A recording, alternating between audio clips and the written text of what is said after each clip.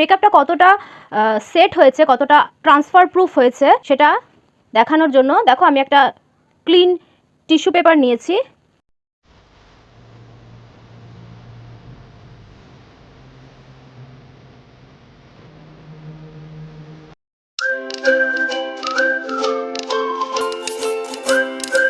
Hello বন্ধুরা, perfect you beauty চ্যানেলে তোমাদের সবাইকে স্বাগত জানিয়ে শুরু করছি আজকের ভিডিওটা।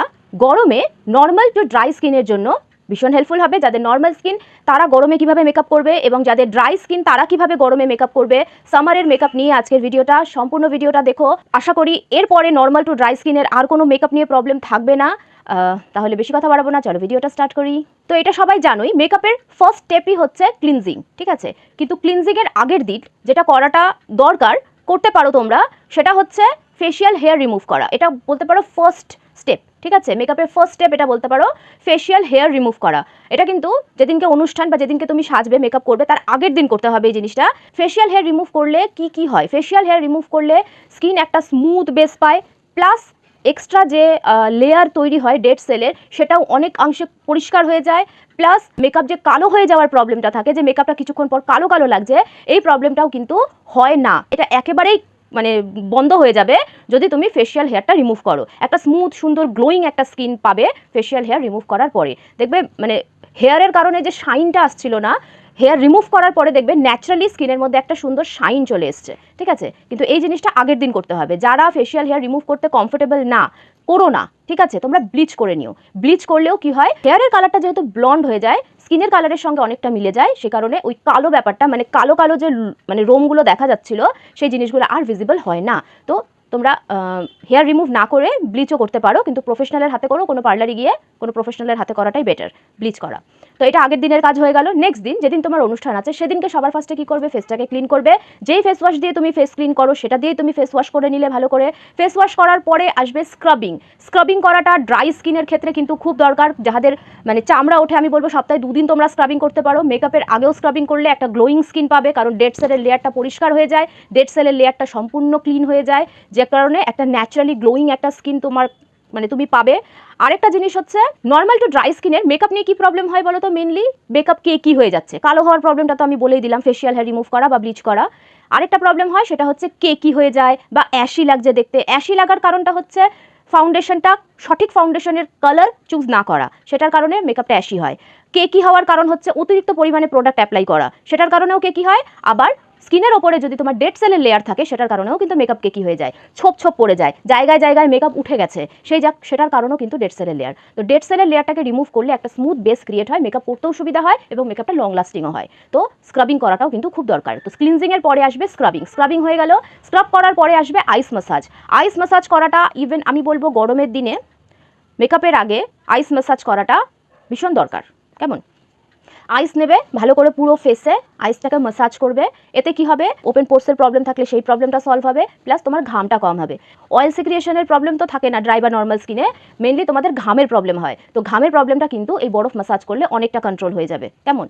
তো আইস ম্যাসাজ হয়ে গেল, প্যাড ড্রাই করে নিলে, স্কিনটাকে টাওয়াল ড্রাই করে নিলে মুখটাকে ভালো করে। এরপরে আসবে টোনার। নর্মাল টু ড্রাই দু রকমের স্কিনই তোমরা গোলাপ জলটাকে টোনার হিসাবে অ্যাপ্লাই করতে পারো, যে কোনো গোলাপ জল তুমি টোনার হিসাবে অ্যাপ্লাই করলে, বা ব্রাইটেনিং টোনার, অনেক সময় দেখবে ব্রাইটেনিং টোনার বলে লেখা থাকে, সেগুলোও তোমরা অ্যাপ্লাই করতে পারো, ঠিক আছে, টোনার হিসাবে। তো আরেকটা জিনিস যেটা হচ্ছে ড্রাই স্কিন, মানে যাদের খুব বেশি ড্রাই, যাদের ধরো ফাটা টাইপের হয় বা চামড়া ওঠে, এরকম ধরনের যাদের সুপার ড্রাই স্কিন, তারা কিন্তু হাইড্রেটিং মিস্ট অ্যাপ্লাই করবে। হাইড্রেটিং মিস্ট কি করে, একটা এক্সট্রা হাইড্রেশন দেয়, স্কিনটাকে একটু সফট সাপল রাখতে বা স্কিনের যে ড্রাইনেসটা ওটাকে কমাতে হাইড্রেটিং মিস্ট খুব বেশি হেল্প করে। যাদের খুব বেশি ড্রাই স্কিন, মানে একদম খসখস করে স্কিন, তারা কিন্তু হাইড্রেটিং মিস্ট অ্যাপ্লাই করতে পারো, ফেস মিস্ট। আরেকটা জিনিস, নর্মাল টু ড্রাই স্কিন তোমরা টোনারের বদলে সেটিং স্প্রে অ্যাপ্লাই করতে পারো, ডিউই সেটিং স্প্রে বা হাইড্রেটিং সেটিং স্প্রে সেগুলো তোমরা অ্যাপ্লাই করতে পারো। আমি আজকে সেটাই অ্যাপ্লাই করব, এই ডিউই সেটিং স্প্রে টোনারের জায়গায় অ্যাপ্লাই করব। মেকআপ যেন স্কিনের মধ্যে বসে থাকে, মেকআপ যেন স্কিন থেকে উঠে না যায়, মুছে না যায়, বা ধরো গলে না যায়, ঘামে নষ্ট না হয়, লং লাস্টিং হয়। এই সবের মেইন উপায় হচ্ছে প্রত্যেকটা স্টেপকে নিজের কাজ করার সময় দিতে হবে। এই যে আমি এখন সেটিং স্প্রেটা অ্যাপ্লাই করলাম বা টোনার অ্যাপ্লাই করলাম, সেটাকে কিন্তু শুকোতে দিতে হবে, ভালো করে ড্রাই করতে হবে, স্কিনের মধ্যে ভালো করে অ্যাবজর্ভ হতে হবে। একটা স্টেপ যতক্ষণ না সেট হচ্ছে বা ড্রাই হচ্ছে, তারপরের স্টেপটা কিন্তু করা যাবে না। কেমন? যাদের নর্মাল টু ড্রাই স্কিন তারা ময়েশ্চারাইজার অ্যাপ্লাই করবে। কিছু প্রোডাক্টের সাজেশন দেখো আমি সাইডে সাইডে তোমাদেরকে দিয়ে দিচ্ছি, এগুলোর মধ্যে থেকেও তোমরা চুজ করতে পারো। যাদের খুব বেশি ড্রাই স্কিন তারা কিন্তু থিক ময়েশ্চারাইজার অ্যাপ্লাই করবে বা স্ট্রোব ক্রিম অ্যাপ্লাই করবে। ঠিক আছে, নর্মাল স্কিনে স্ট্রোব ক্রিম অ্যাপ্লাই করার দরকার নেই, তোমরা শুধুমাত্র ময়েশ্চারাইজার অ্যাপ্লাই করবে। কেমন, নর্মাল স্কিন বলছি।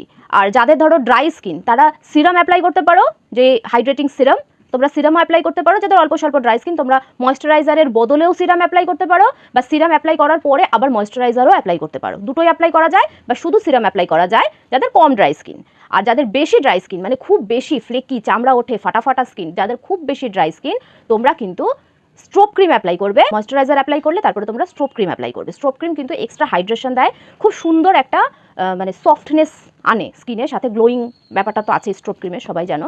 তো যাদের খুব বেশি ড্রাই স্কিন তারা ময়েশ্চারাইজারের পরে কিন্তু স্ট্রোব ক্রিম অ্যাপ্লাই করবে। তো আমি এখন ময়েশ্চারাইজার অ্যাপ্লাই করে নেবো আগে। এবার এই ময়েশ্চারাইজারটাকেও কিন্তু স্কিনের মধ্যে সেট হতে বা শুকোতে টাইম দিতে হবে 1-2 মিনিট। সিরামের কথা যেহেতু আমি বললাম, সিরাম নিয়ে যদি কোনো রকম কনফিউশন থাকে তোমরা আমাকে কমেন্টে জানাতে পারো। তবু আমি আরেকবার বলে দিচ্ছি, যাদের কম ড্রাই স্কিন, নর্মাল এবং কম ড্রাই স্কিন, তারা সিরাম ইউজ করতে পারো ময়েশ্চারাইজারের বদলে। কেমন, আর যাদের হাইড্রেটিং সিরাম, আর যাদের খুব বেশি ড্রাই স্কিন তারা কিন্তু ঠিক ময়েশ্চারাইজারই অ্যাপ্লাই করবে, তারপরে কিন্তু স্ট্রোব ক্রিম অ্যাপ্লাই করবে। স্ট্রোব ক্রিম কিন্তু সবার জন্য না। স্ট্রোব ক্রিম একটা গ্লোয়িং, সবাই দেখছো একটা গ্লোয়িং, সুন্দর হেলদি গ্লোয়িং টাইপের একটা স্কিন দিচ্ছে স্ট্রোব ক্রিম। স্ট্রোব ক্রিম কিন্তু সবার জন্য না। স্ট্রোব ক্রিম শুধুমাত্র খুব বেশি ড্রাই স্কিন যাদের তাদের জন্য। কেমন, ময়েশ্চারাইজারটাকে সেট হয়ে গেল, ময়েশ্চারাইজারটা অ্যাপ্লাই করলে 1-2 মিনিট টাইম দিলে সেট হয়ে গেল, তারপরে তোমরা স্ট্রোব ক্রিম অ্যাপ্লাই করবে। ঠিক আছে, এটা হচ্ছে সুপার ড্রাই স্কিনদের জন্য বলছি। কেমন, স্ট্রোব ক্রিম অ্যাপ্লাই করার পরেও কিন্তু 2 মিনিট টাইম দেবে স্ট্রোব ক্রিমটাকে সেট হতে। ঠিক আছে, স্কিনটাকে ময়েশ্চার করবে, তো একটু কাজ করতে সময় দিতে হয়। তো ময়েশ্চারাইজার 2 মিনিট, তারপরে স্ট্রোব ক্রিম, তারপর আবার 2 মিনিট ওয়েট করবে। কেমন, ময়েশ্চারাইজার সেট হয়ে গেছে, এরপরে আসবে প্রাইমার। নর্মাল স্কিন এবং নর্মাল ড্রাই স্কিন যাদের, তোমরা সামারে ওয়াটার বেস প্রাইমার ইউজ করো। ঠিক আছে, ক্রিম বেসের দিকে যাবে না, বা ইলুমিনেটিং প্রাইমার যেগুলো থাকে, শাইন করে ইলুমিনেটিং প্রাইমার, ওগুলো না ইউজ করাই ভালো, কারণ ঘামের ব্যাপারটা খুব বেশি থাকে। তো ওই কারণেই বলছি তোমরা ওয়াটার বেস প্রাইমার অ্যাপ্লাই করো, চ্যাপচ্যাপে ওই জিনিসটা হবে না। ল্যাকমে অ্যাবসলিউটের ব্লার পারফেক্ট প্রাইমার, এটা কিন্তু সবাই ইউজ করতে পারো। ঠিক আছে, গরমের দিনে এটা সবাই ইউজ করতে পারো, নর্মাল ড্রাই, সুপার ড্রাই সবাই ইউজ করতে পারো। এই ল্যাকমের ব্লার পারফেক্ট প্রাইমারটা খুবই ভালো, এটা ইউজ করতে পারো। এবং যারা ধরো খুব বেশি ড্রাই স্কিন, তারা ডিউই, ইলুমিনেটিং এরকম ধরনের যে প্রাইমারগুলো আছে সেগুলো খুব বেশি ড্রাই স্কিনদের জন্য। আর যারা নর্মাল টু ড্রাই আছো তারা ব্লার পারফেক্ট প্রাইমার অ্যাপ্লাই করতে পারো, বা ওয়াটার বেস প্রাইমার অ্যাপ্লাই করতে পারো। আমি অ্যাপ্লাই করব এই ইবার ফটো পারফেক্ট প্রাইমার। এই প্রাইমারটাও কিন্তু ভীষণ ভালো, মানে নর্মাল স্কিনের জন্য ভীষণ ভালো। আমি বলবো গরমের দিনে নর্মাল স্কিনটা আর কিছু ট্রাই করো না, তোমরা এটাই নাও, এটাই ট্রাই করো, খুব ভালো এই প্রাইমারটা। ল্যাকমে অ্যাবসলিউটের যে ব্লার পারফেক্ট প্রাইমারটা আছে ওটাও কিন্তু নর্মাল স্কিনদের জন্য ভীষণ ভালো, ড্রাই স্কিনটাও অ্যাপ্লাই করতে পারো। তো আমি প্রাইমার অ্যাপ্লাই করলাম। আরেকটা জিনিস আছে, এটা একরকমের টেকনিকের মধ্যে পড়ে, এটা মেকআপ আর্টিস্টরা পরে, সেটা হচ্ছে যাদের ধরো ফাইন লাইন্স, মানে এই সব জায়গাগুলো ড্রাইনেসে কি হয়, ফাইন লাইন্সের প্রবলেমটা খুব বেশি থাকে, খুব কম এজেই দেখবে ফাইন লাইন্স চলে এসে ড্রাইনেসের কারণে। তো এটার জন্য কি হয়, তোমরা যেসব জায়গায় ফাইন লাইন্সের প্রবলেম আছে, যেরকম কপালে বা লাভ লাইনে, এই জায়গাগুলোতে, চোখের নিচে, এইসব জায়গায় যাদের ধরো লাইন্স চলে এসছে, তারা কিন্তু যেসব জায়গায় ফাইন লাইন্স মানে দেখা যাচ্ছে, ভিজিবল হচ্ছে, সেই সব জায়গায় তোমরা সিলিকন বেস প্রাইমার অ্যাপ্লাই করতে পারো। সিলিকন বেস প্রাইমার, নাইকার যে prep me up silicone base প্রাইমারটা আছে, ওটা ভীষণ ভালো কাজ করে, রিজনেবলের মধ্যে খুব ভালো কাজ করে। ওই প্রাইমারটা তোমরা এই ফাইন লাইন্সের ওপরে অ্যাপ্লাই করে নিতে পারো, 2 মিনিট টাইম দেবে, সেট হয়ে যাবে। তারপরে তোমরা ওয়াটার বেস প্রাইমার অ্যাপ্লাই করো, বা ওই ক্রিম বেস প্রাইমার অ্যাপ্লাই করো, তারপরে করতে পারো। প্রাইমারকে 2 মিনিট টাইম দেবো, প্রাইমার সেট হবে, তারপরে নেক্সট স্টেপে যাবো। তো প্রাইমারের পরে আসবে কালার কারেকশন। যদি স্কিনে কোনো রকম দাগ ছোপ, স্পট, ডার্ক সার্কেল, পিগমেন্টেশন যা থাকুক, তার আগে কিন্তু কালার কারেকশন করতে হবে। কালার কারেকশন কিভাবে করবে, কি প্রসেসে কালার কারেকশন করতে হয়, কিভাবে প্রোডাক্ট চুজ করতে হয়, কালার চুজ করতে হয়, সেই সব নিয়ে ভিডিও আমি আগে দিয়েছি, লিঙ্ক আমি ওপরে দিয়ে দিচ্ছি। যারা এখনো পর্যন্ত দেখোনি তারা দেখে নিও, তারপরেও যদি কোনো প্রশ্ন থাকে তাহলে আমাকে কমেন্টে জানাতে পারো। কেমন, তো এবার আমি এখানে দেখো আমার ছোট একটা পিম্পলের স্পট আছে, তো এটার জন্য আমি কালার কারেকশন করব। তো যেখানে বেশি ডার্ক আছে একটু, সেখানটায় আমি অরেঞ্জ কারেক্টার অ্যাপ্লাই করছি।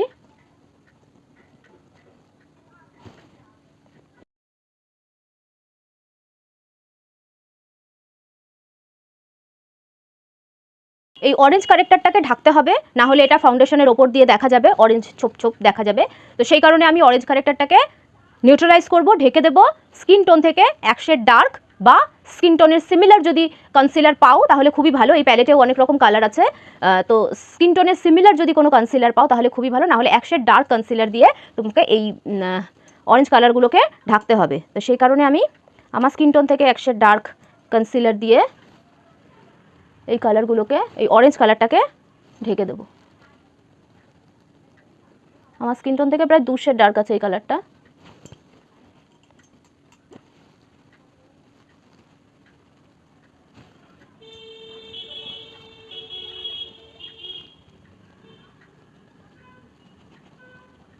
হালকা হালকা যদি দাগ থাকে সেক্ষেত্রেও তোমরা স্কিন টোন থেকে এক শেড ডার্ক কনসিলার দিয়ে হালকা দাগগুলোকেও ঢাকতে পারো, অরেঞ্জ কনসিলার অ্যাপ্লাই না করে।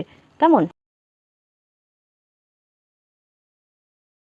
সামার মেকআপে কিন্তু মানে প্রত্যেকটা স্টেপকে সেট করাটা ভীষণ দরকার। তো আমি যে এখন কালার কারেকশনটা করলাম, এটাকেও আমি এখন সেট করে নেব। এই সেটিং স্প্রেটাই আমি অ্যাপ্লাই করছি। এবার ভালো করে এটাকে শুকিয়ে নেব, তারপরে নেক্সট স্টেপে যাব। আরেকটা ছোট টিপ আমি তোমাদেরকে দিয়ে রাখি, সেটা হচ্ছে যাদের খুব বেশি ঘামের প্রবলেম আছে, মানে ঘামে মেকআপ গলে যায়, মানে কিছুতেই মেকআপকে সেট করে রাখা যায় না, অনেক চেষ্টা করেছি কিছুতেই মেকআপ সেট করে রাখা যায় না, ঘামে মেকআপ একেবারে গলে যায়, তাদের জন্য আমি বলবো তোমরা গ্রিপিং প্রাইমার অ্যাপ্লাই করতে পারো। গ্রিপিং প্রাইমার আমি দেখো দুটো গ্রিপিং প্রাইমারের সাজেশন রেখেছি সামনে, তোমরা গ্রিপিং প্রাইমার অ্যাপ্লাই করতে পারো। গ্রিপিং প্রাইমার কিন্তু খুব ভালো মেকআপকে হোল্ড করে রাখে। গ্রিপিং প্রাইমার নিয়েও আমি নেক্সট কখনো তোমাদেরকে ভিডিও দেখাবো কিভাবে ইউজ করতে হয়, কিভাবে কি আছে। তো গ্রিপিং প্রাইমার তোমরা প্রাইমার হিসেবে আগে অ্যাপ্লাই করে ভালো করে সেট করে নিলে তারপরে তোমরা ফাউন্ডেশন অ্যাপ্লাই করো, ওভাবেও কিন্তু তোমরা মেকআপকে হোল্ড করে রাখতে পারবে। কেমন? তাহলে এবার আমি ফাউন্ডেশনটা অ্যাপ্লাই করে নেব। যেহেতু নর্মাল টু ড্রাই স্কিনের মেকআপ, সেই জন্য আজকে আমি সিরাম ফাউন্ডেশন অ্যাপ্লাই করবো। এটা NYBE 3-in-1 serum plus foundation. Dry বা নর্মাল স্কিনরা যারা এখনও পর্যন্ত এই সিরাম ফাউন্ডেশন অ্যাপ্লাই করোনি, তারা অ্যাপ্লাই করে দেখো। তাদের জন্য এই সিরাম ফাউন্ডেশন, টিন্টেড ফাউন্ডেশন যেগুলো টিন্ট লেখা থাকে, সেগুলো কিন্তু সবসময় ইউজ করার জন্য খুব ভালো, নর্মাল টু ড্রাই স্কিনদেরকে বলছি। সিরাম ফাউন্ডেশনের কনসিস্টেন্সিটা খুব ভালো থাকে, একদম লিকুইড কনসিস্টেন্সি, ঠিক আছে, একদম লিকুইড কনসিস্টেন্সি। তো স্কিনে খুব সুন্দরভাবে স্প্রেড হয়ে যায়, একটা খুব সুন্দর হাইড্রেশন দেয়। তো ফাউন্ডেশনটা আমি আগে অ্যাপ্লাই করব, অ্যাপ্লাই করে এটাকে স্প্রেড করে দেবো আগে।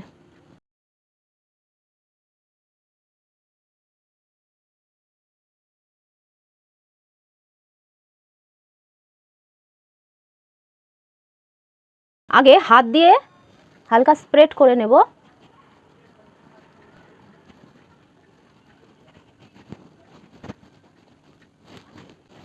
তারপরে ড্যাম বিউটি ব্লেন্ডার দিয়ে ব্লেন্ড করব।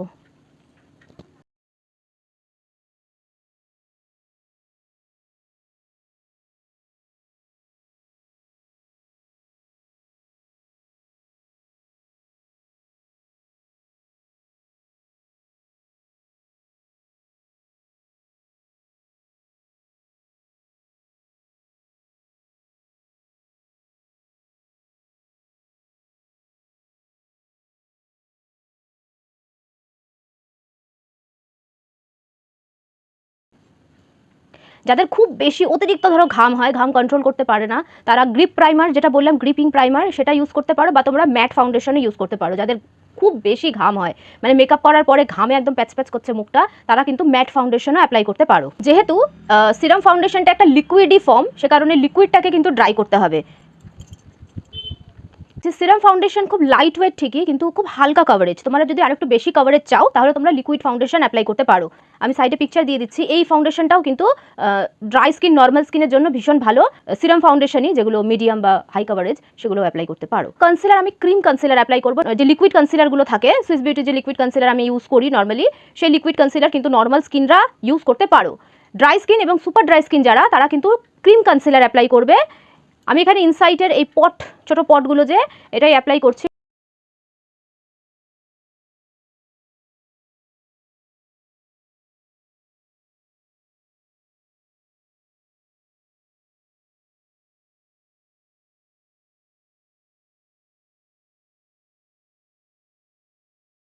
যে সাইড দিয়ে আমি ফাউন্ডেশন অ্যাপ্লাই করেছি সেই সাইড দিয়ে কিন্তু ব্লেন্ড করব না, তার অপোজিটে যে ক্লিন সাইডটা আছে এই সাইডটা দিয়ে আমি ব্লেন্ড করব।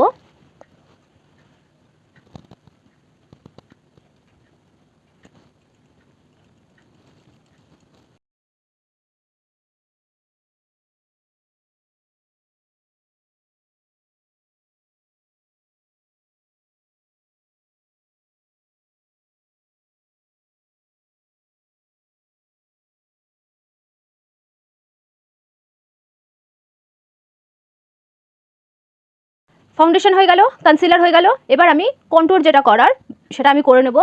এই কালারটা, এই শেডটা দিয়ে আমি কন্ট্রোল করব ফেসটা, ঠিক আছে? খুব সিম্পল লাইট কন্ট্রোল করব।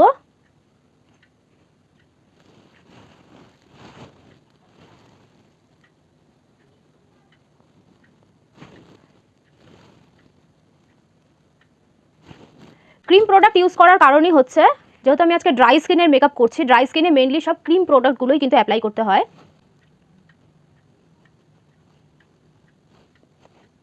কন্ট্রোল কোথায় করবে, কিভাবে কন্ট্রোল করতে হয়, এই সব নিয়েও ডিটেলসে আমি ভিডিও দিয়েছি, আমি উপরে লিঙ্ক দিয়ে দিচ্ছি, তোমরা দেখে নিতে পারো কিভাবে কন্ট্রোল করতে হয়, কি মেজারমেন্ট, ফেসের মধ্যে কোন মেজারমেন্টে কন্ট্রোলের লাইন্সগুলো আসে, সেই সব নিয়ে কিন্তু ভিডিও দেওয়া আছে, তোমাদের লিঙ্কও দেওয়া আছে ওপরে, তোমরা দেখে নিতে পারো।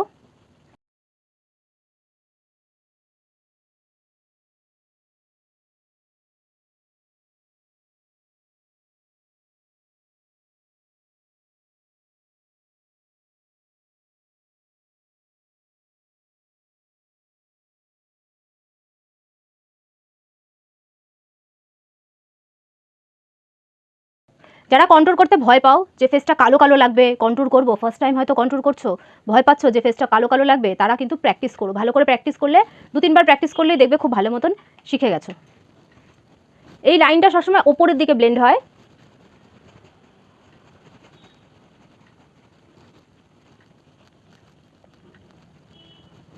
এতও ব্লেন্ড করব না যে স্পটটা মানে কন্ট্রোলটা মুছেই যায়, এতটাও ব্লেন্ড করব না।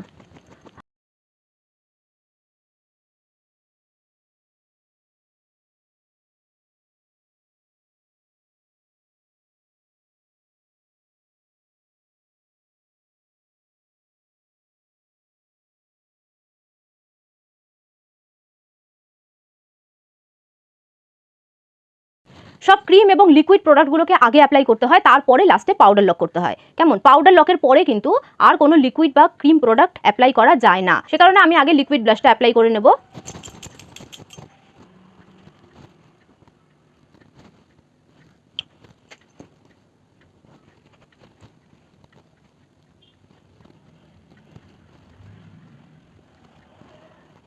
কীরকম ধরনের ফেস শেপে বা কী কমপ্লেক্সনে কী কালারের ব্লাশ অ্যাপ্লাই করতে হয়, বা ফেস শেপ অনুযায়ী ব্লাশ কীভাবে অ্যাপ্লাই করতে হয়, এই নিয়েও ডিটেলস ভিডিও দেওয়া আছে, উপরে লিঙ্ক দেওয়া আছে, তোমরা চাইলে দেখতে পারো। ভীষণ হেল্পফুল হবে, যারা ব্লাশ ব্যবহার করতে পছন্দ করো তাদের জন্য কিন্তু ভীষণ হেল্পফুল হবে, যে ফেস শেপ অনুযায়ী কীভাবে ব্লাশ অ্যাপ্লাই করবে, বা তোমার কমপ্লেক্সন অনুযায়ী, তোমার গায়ের রং অনুযায়ী তুমি কীভাবে ব্লাশটাকে সিলেক্ট করবে, বা তোমার আন্ডারটোন অনুযায়ী, কুল আন্ডারটোন এবং ওয়ার্ম আন্ডারটোন অনুযায়ী কী ধরনের কী কালারের ব্লাশ যায়, স্যুট করে ভালো, সেগুলো কিন্তু তোমরা এই ভিডিওতে খুব ভালো মতন পেয়ে যাবে। তো ভিডিওগুলো দেখো, যেগুলো ভিডিও আমি বলি সেই ভিডিওগুলো দেখো, ভীষণ হেল্পফুল, মানে মেকআপ শেখার জন্য ভীষণ হেল্পফুল এই ভিডিওগুলো, তোমরা দেখো, একদম ডিটেলসে পাবে, ডিটেলসে। সব লিকুইড প্রোডাক্ট অ্যাপ্লাই হয়ে গেছে, এবার আমি পাউডার লক করবো। ড্রাই স্কিন বা নর্মাল স্কিনে যদি তোমরা বলো যে লুজ পাউডার অ্যাপ্লাই করবো, ভীষণ পাউডারি লাগবে না তো, বা ধরো মানে ড্রাই স্কিনের মধ্যে পাউডার অ্যাপ্লাই করলে আবার বেশি ড্রাই হয়ে যাবে না তো, এটা কিন্তু ভুল ধারণা। মেকআপকে ধরে রাখতে, মেকআপকে লং লাস্টিং করতে, মেকআপকে টিকিয়ে রাখতে শুধুমাত্র কিন্তু লুজ পাউডারই পারে। লুজ পাউডার এবং ট্রান্সলুসেন্ট পাউডার, এই পাউডারগুলোই কিন্তু মেকআপকে টিকিয়ে রাখতে পারে, ধরে রাখতে পারে। কম্প্যাক্ট পাউডার কিন্তু মেকআপকে টিকিয়ে রাখতে বা ধরে রাখতে পারে না। কেমন? এটা আমি ক্লিয়ারলি বলে দিচ্ছি। শুধুমাত্র কম্প্যাক্ট পাউডার দিয়ে যদি তোমরা মেকআপটাকে ফিনিশিং করো বা ক্রিম প্রোডাক্টগুলোকে সেট করো কম্প্যাক্ট পাউডার দিয়ে, মেকআপ টিকবে না। মেকআপ টিকিয়ে রাখার জন্য, লং লাস্টিং করার জন্য, ধরে রাখার জন্য কিন্তু লুজ পাউডার মাস্ট অ্যাপ্লাই করতেই হবে। ফিনিশিং টাচের জন্য তুমি পরে কম্প্যাক্ট পাউডার অ্যাপ্লাই করো লাস্টে, যেরকম আমি করি, কোনো অসুবিধা নেই, করতে পারো। তো এবার আমি আগে একবার সেটিং স্প্রে দিয়ে সেট করবো, তারপরে আমি পাউডার লক করবো। এবার এই পুরো ক্রিমের যে বেসটা অ্যাপ্লাই করেছি, এবার এই পুরোটাকে আমি এবার সেটিং স্প্রে দিয়ে লক করবো। সেটিং স্প্রেটাকে ভালো করে শুকোতে হবে, পাখা চালিয়ে শুকিয়ে নিতে পারো, তাড়াতাড়ি হয়ে যাবে। এটাকে ভালো করে শুকানোর পরে পাউডার লক করবো। লুজ পাউডার নেব পফে, এটাকে আগে একটু কমিয়ে নেব হাতের পেছনে, তারপরে অ্যাপ্লাই করব।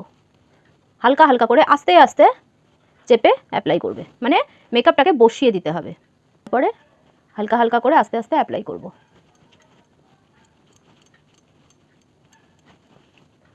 ঘষবে না কিন্তু, ঠিক আছে? ঘষবে না, রাব করবে না, জাস্ট উপর থেকে এইভাবে অ্যাপ্লাই করবে।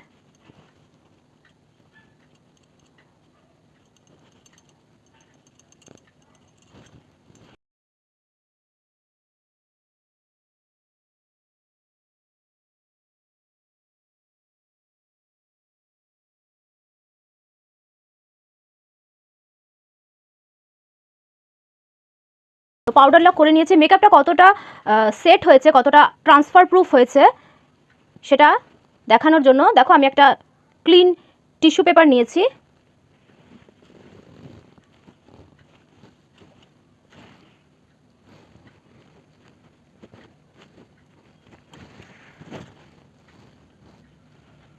দেখো যেমন ক্লিন ছিল তেমনই ক্লিন আছে, দেখতে পাচ্ছ তোমরা? স্কিনের মধ্যে পুরো একদম ভালো করে সেট হয়ে গেছে। এবার আমি আইব্রো, আই মেকআপ এগুলো করে নেব, বাকি পুরো ব্যাপারটা যা আছে এটাকে নিজের মতো সেট হতে দেবো।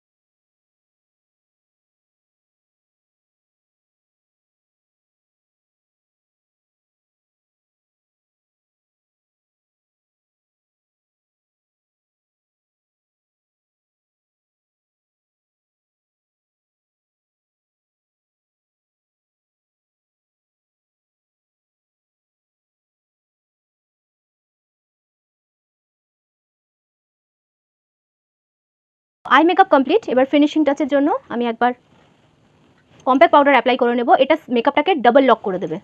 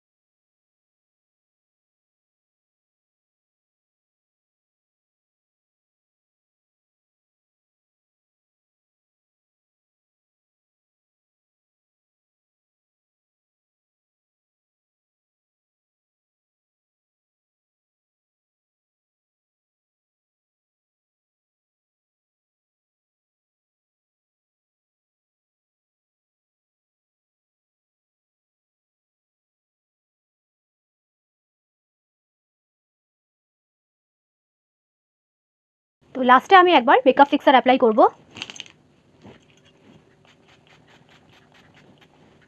এটাকে খুব ভালো করে ড্রাই করতে হবে।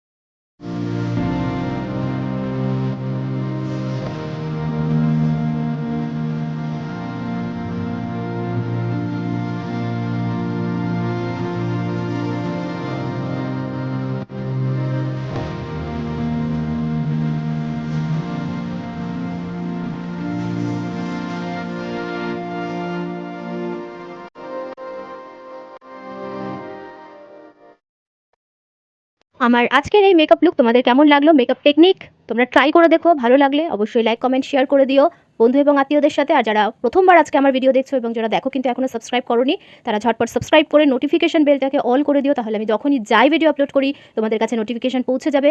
আশা করি আমার ভিডিওগুলো তোমাদের জন্য হেল্পফুল হচ্ছে। তো আজকের লুকটা তোমাদের কেমন লাগলো এবং আজকের মেকআপ টেকনিকটা তোমরা ট্রাই করে দেখো যাদের ড্রাই স্কিন এবং নর্মাল স্কিন আছে। আর মেকআপ রিলেটেড কোনো রকম প্রশ্ন থাকলে বা আজকের ভিডিও রিলেটেড কোনো রকম প্রশ্ন থাকলে আমাকে অবশ্যই কিন্তু কমেন্টে জানিও। তাহলে আর কি, দেখা হবে নেক্সট উইক নতুন কোনো টিউটোরিয়াল, নতুন কোনো মেকআপ লুক নিয়ে। খুব ভালো থেকো সবাই আর প্র্যাকটিস করো। তাহলে চলি, টাটা।